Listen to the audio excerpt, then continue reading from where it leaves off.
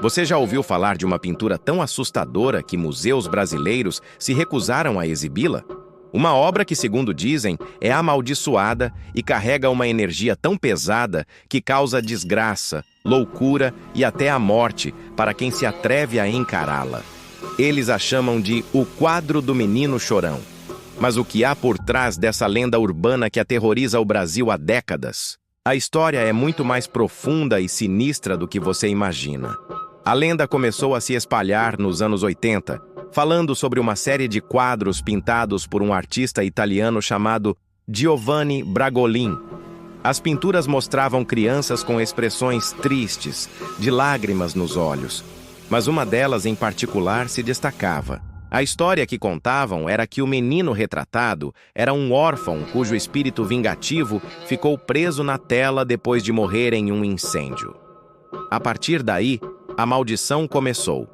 Relatos de incêndios inexplicáveis surgiram em casas por toda a Europa, e em todos os casos, apenas uma coisa permanecia intacta em meio às cinzas: o quadro do Menino Chorão.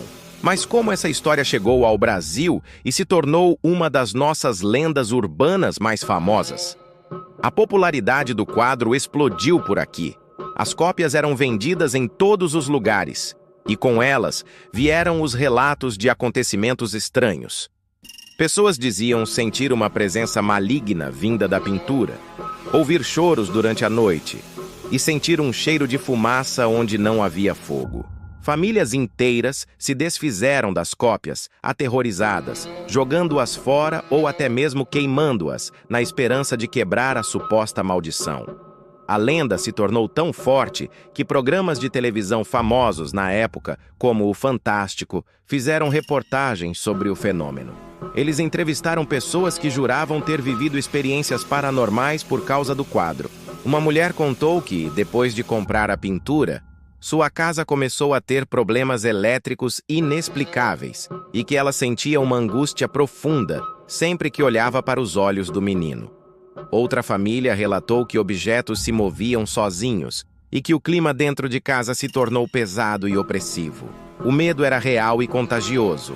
A fama da maldição cresceu tanto que surgiu o boato de que museus brasileiros adquiriram cópias da obra, mas as mantiveram trancadas, longe dos olhos do público. A justificativa? Os curadores e funcionários estavam apavorados. Diziam que a presença do quadro no acervo trazia uma onda de azar para a instituição. Relatos não confirmados falavam de acidentes estranhos com funcionários, falhas nos sistemas de segurança e uma sensação constante de serem observados. A obra era considerada perigosa demais, um portal para algo que ninguém conseguia explicar ou controlar. Mas será que isso é verdade? Vamos separar a lenda da realidade. Quem era Giovanni Bragolin? E quem era o menino no quadro? A verdade é que Giovanni Bragolin era o pseudônimo de um pintor espanhol, Bruno Amadio. Ele realmente pintou uma série de retratos de crianças chorando, mas a história do órfão e do incêndio parece ser pura invenção. Na verdade, dizem que o modelo para o quadro mais famoso era um garotinho que vivia num orfanato e que Amadio o encontrou nas ruas de Madrid. Não há nenhuma evidência de que o menino tenha morrido tragicamente ou que seu espírito esteja preso à tela. E os incêndios?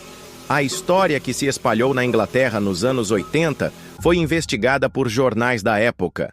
A explicação mais lógica é que as cópias dos quadros eram tratadas com um verniz altamente inflamável, o que faria com que o resto da casa queimasse, mas a pintura em si, por algum motivo químico, resistisse ao fogo por mais tempo. Além disso, em uma época sem internet, as histórias corriam de boca em boca, aumentando a cada vez que eram contadas. Era um caso clássico de histeria em massa, alimentada pelo fascínio humano pelo sobrenatural. Mas então, por que tantas pessoas no Brasil e no mundo afirmam ter tido experiências paranormais com o quadro? Aqui entramos no campo da psicologia. O fenômeno é conhecido como pareidolia, nossa tendência a ver padrões, como rostos, em objetos aleatórios. Quando você olha para um quadro de uma criança chorando e já ouviu a história de que ele é amaldiçoado, seu cérebro está preparado para encontrar algo assustador. Qualquer barulho estranho, qualquer sombra é imediatamente atribuído à maldição. É o poder da sugestão. Mesmo com todas as explicações lógicas, a lenda do menino chorão persiste. Ela se tornou parte do nosso folclore moderno. A ideia de que uma obra de arte pode ser um objeto amaldiçoado, um canal para o mal, é fascinante e aterrorizante. É uma história que nos lembra que, às vezes, o medo não precisa de provas. Ele vive na nossa imaginação, nos sussurros passados de geração em geração. E talvez seja por isso que, até hoje, muitas pessoas ainda se perguntam se teriam coragem de ter um desses quadros em casa. A história da pintura amaldiçoada nos mostra o poder que uma narrativa tem sobre nós. Uma simples imagem, combinada com uma história trágica, foi capaz de criar um pânico que atravessou continentes. Os museus brasileiros nunca confirmaram oficialmente ter trancado a obra, mas essa parte da lenda só adiciona mais uma camada de mistério. Verdade ou não, a sombra do menino chorão continua a pairar sobre a cultura popular. Um lembrete de que algumas histórias são tão poderosas que se recusam a morrer. E você? Acredita que o quadro é realmente amaldiçoado? Ou tudo não passa de uma grande histeria coletiva? Você teria um desses em sua parede? Deixe sua opinião nos comentários. A verdade é que, seja qual for a sua crença, é impossível negar o impacto cultural que essa lenda teve. E no fim das contas, a arte não é sobre isso? Provocar emoções, nos fazer questionar a realidade e, às vezes, até nos dar um bom susto.